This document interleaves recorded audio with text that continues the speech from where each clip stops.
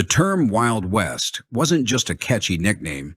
It reflected the chaotic and unpredictable nature of the American frontier during the westward expansion.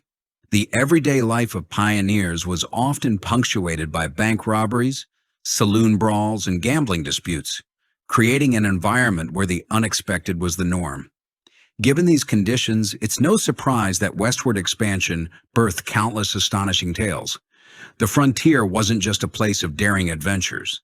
It was a landscape marked by shocking violence and audacious deeds that are hard to fathom today.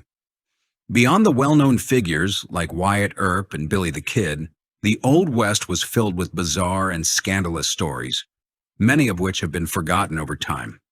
The frontier saw its share of unusual events, from little-known Civil War clashes to reports of UFO sightings. Yes, you heard that right. And even eerie tales of cannibalism and wild camels roaming the desert. The history of the Old West is far richer and stranger than most realize.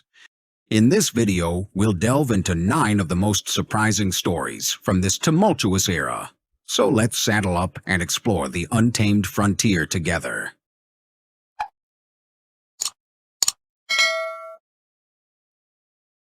Whiskey in the Old West. Whiskey was a staple on the frontier, much like gambling. However, the whiskey served in the Old West was far from the refined spirits we know today. The names alone, 40 Rods, Tarantula Juice, Taos Lightning, hinted at their wild and potent nature. These drinks often contain shocking ingredients, including dangerous substances like strychnine. Other concoctions might include turpentine or tobacco oil. For many, taking that first shot meant immediately needing a second just to dull the memory of the first. If a drinker could endure it, a few rounds were enough to send them into a deep, chemically induced sleep, only to repeat the cycle the next day. From a practical standpoint, it's not entirely surprising. Saloons were few and far between, with vast distances separating frontier towns. Supply lines were inconsistent, and there were no regulations governing food or drink in the 19th century West. Without any rules defining what whiskey should or shouldn't be, saloon keepers got creative, and sometimes a little too creative, but they always managed to keep things interesting. The idea of drinking a shot of strychnine or turpentine just to get a buzz seems unthinkable today. Thankfully, the West has long been settled and will never have to face that question. The crazy crash at Crush. William Crush, a railroad executive with a flair for the dramatic, had a grand idea to spark interest in rail travel at the close of the 19th century. In 1894, he sought to fund a new venture called the Missouri-Kansas-Texas Railroad Company, known as the Katy. To generate excitement and raise the necessary funds, Crush organized a large-scale carnival in a temporary Texas town he named after himself. The highlight of this event was the planned collision of two 35-ton train engines, intended to demonstrate the immense power of the railroad. This spectacle, unusual even by Old West standards, attracted massive attention.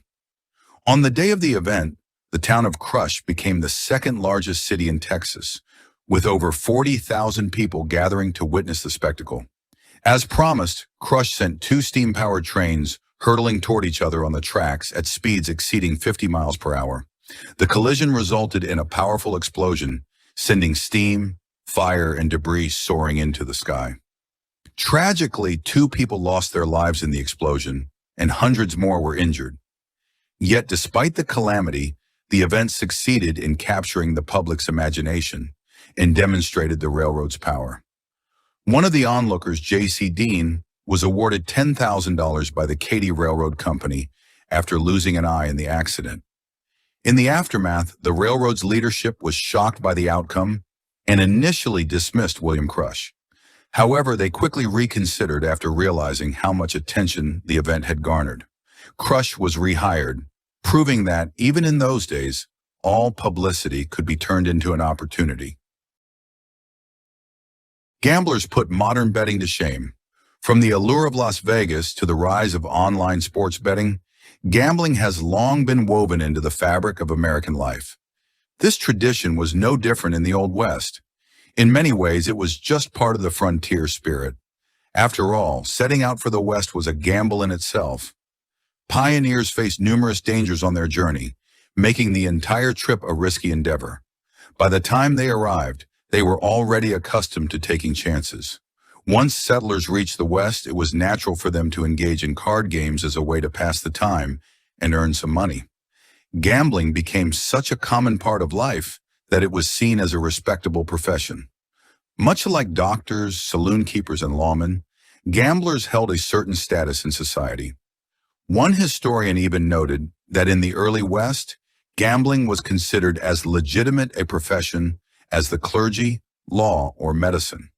Throughout the West, high-stakes games attracted full-time gamblers who traveled from town to town, earning their living at the card table. Some, however, resorted to trickery and deceit to outsmart locals. After collecting their winnings, they would quickly move on to avoid any repercussions. In California, professional gambling was particularly prominent. Throughout the 19th century, card players flocked to the state, offering their skills in exchange for cash.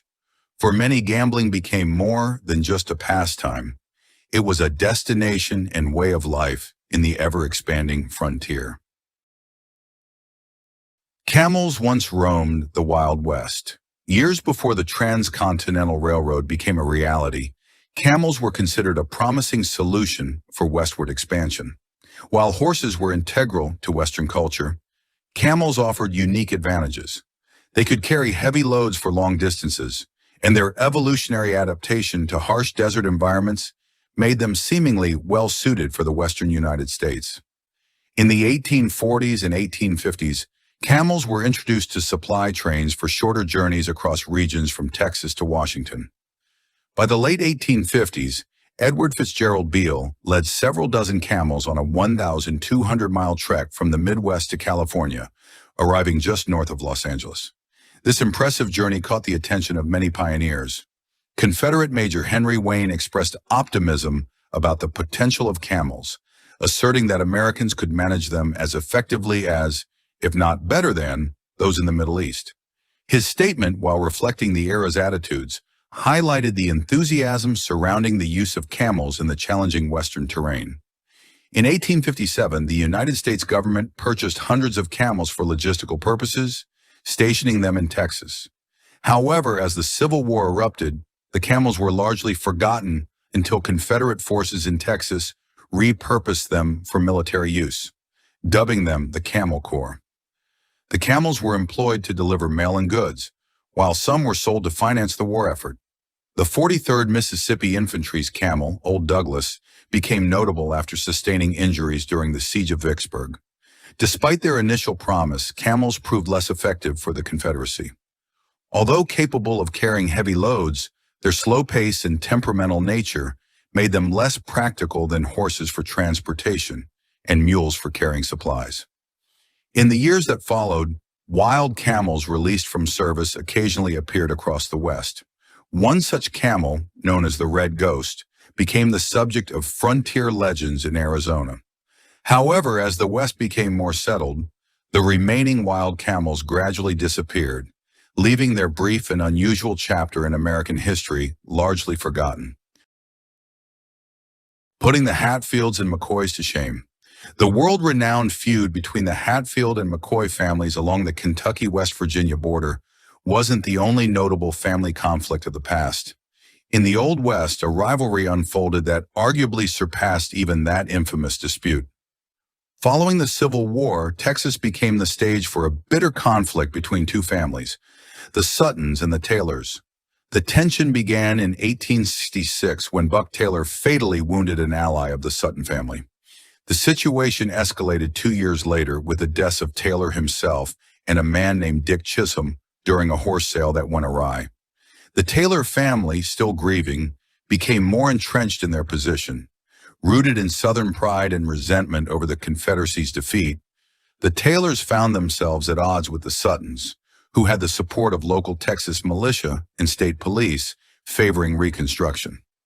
By 1869, William Sutton, the patriarch of the Sutton family, had taken command of the police. He initiated raids across the state to apprehend cattle rustlers aligned with the Taylors. Over the next 5 years, DeWitt County, Texas, was engulfed in this escalating feud. Members of other families felt compelled to choose sides between the Suttons and Taylors, fearing repercussions for remaining neutral. Unfortunately, many who took a stand faced dire consequences in the ensuing confrontations.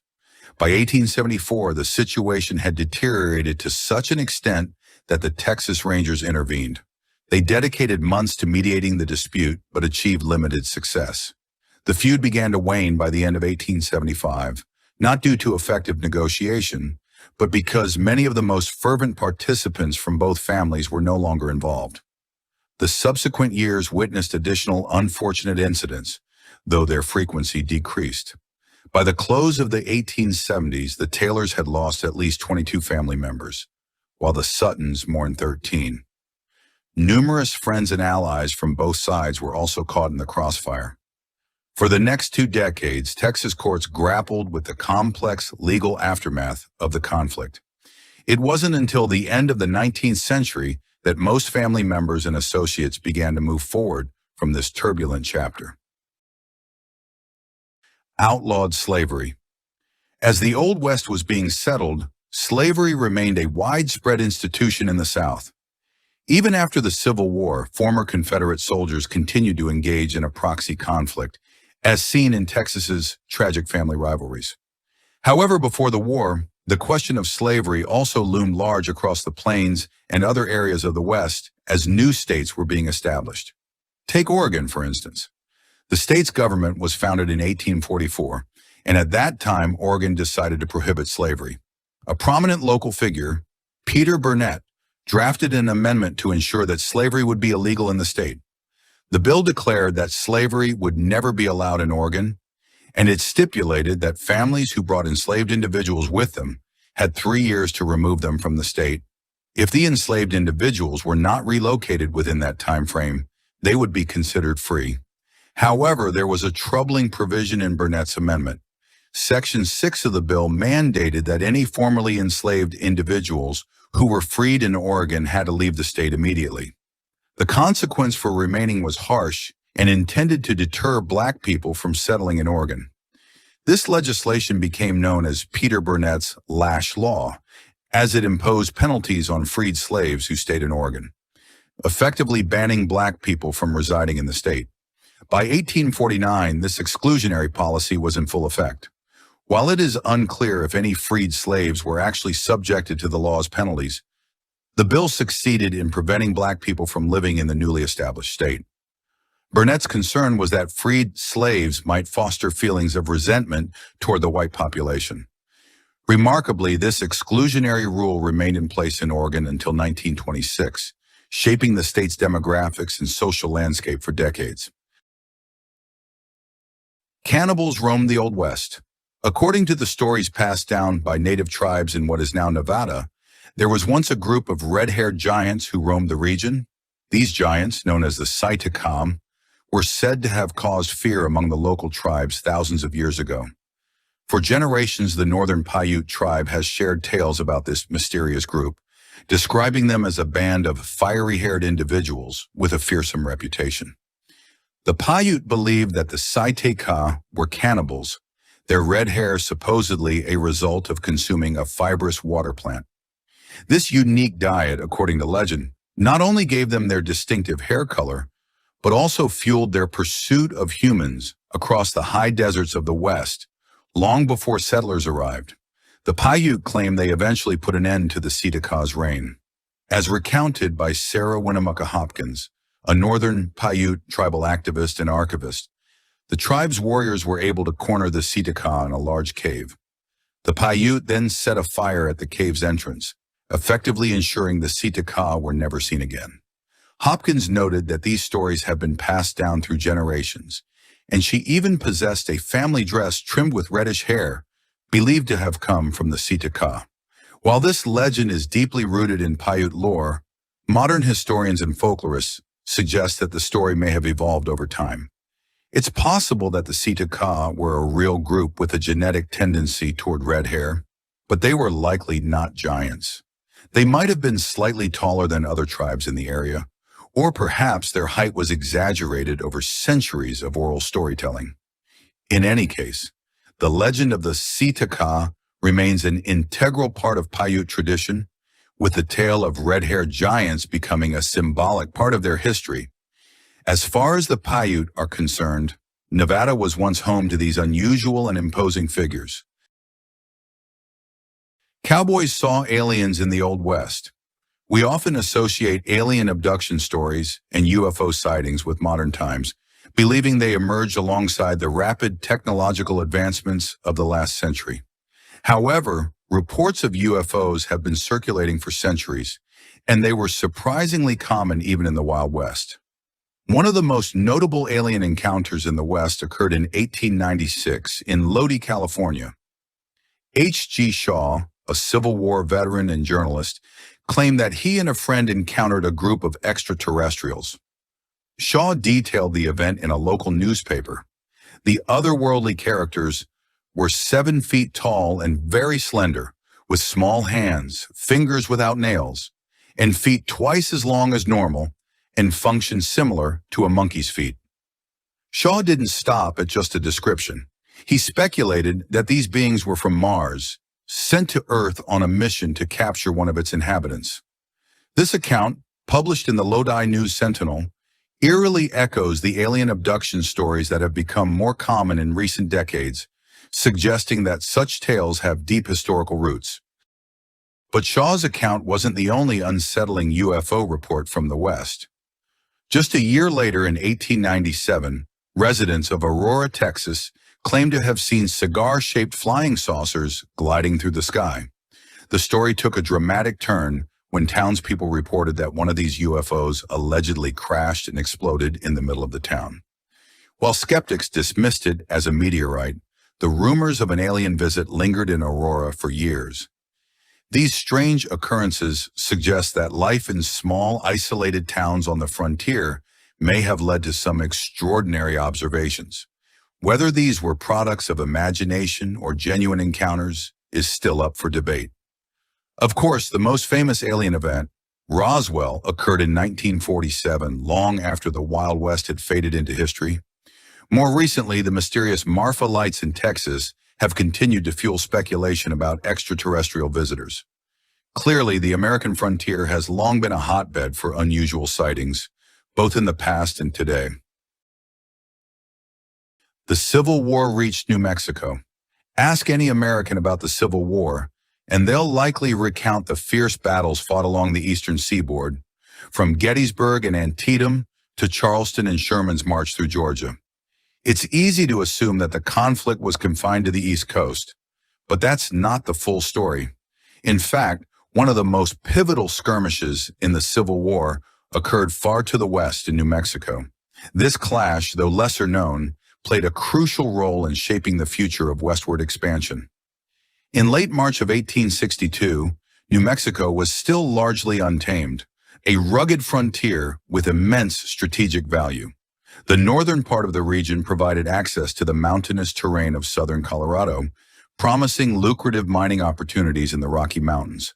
Controlling New Mexico meant holding a gateway to the west and, potentially, unfettered access all the way to California. Although far removed from the plantations of the Deep South, New Mexico held significant strategic importance, especially regarding the future of slavery in America. Both the Union and the Confederacy recognized the critical importance of this territory. Even though neither side had a substantial military presence in the area, they understood the potential long-term implications of controlling the West. Thus, on March 26, 1862, the Battle of Glorieta Pass commenced. With only about 2,500 soldiers involved, it may seem minor in comparison to other Civil War battles, but it proved to be a decisive early moment in the conflict. Initially, the Texas Confederates appeared to have the upper hand, nearly obliterating a contingent of Union forces. However, the tide turned when a determined group of New Mexico volunteers scaled the steep cliffs of Glorieta Mesa. Gaining the high ground unexpectedly, they were able to target a vulnerable group of Texan soldiers below. The Union ultimately won the bloody confrontation and, a few years later, the war itself. Though the Battle of Glorieta Pass is rarely highlighted in history books today, it was a key moment in the Civil War. Had the Confederates secured the area, They could have easily expanded westward, potentially invading Arizona and pushing into Mexico. With little resistance, they might have reached California, gaining valuable seaports and control over shipping lanes. The outcome of that fateful 1862 battle in New Mexico altered the course of the war and, by extension, American history. Please like and share if you find the video content interesting and useful. Don't forget to subscribe to the channel and comment below so as not to miss the upcoming interesting videos. Thanks for watching.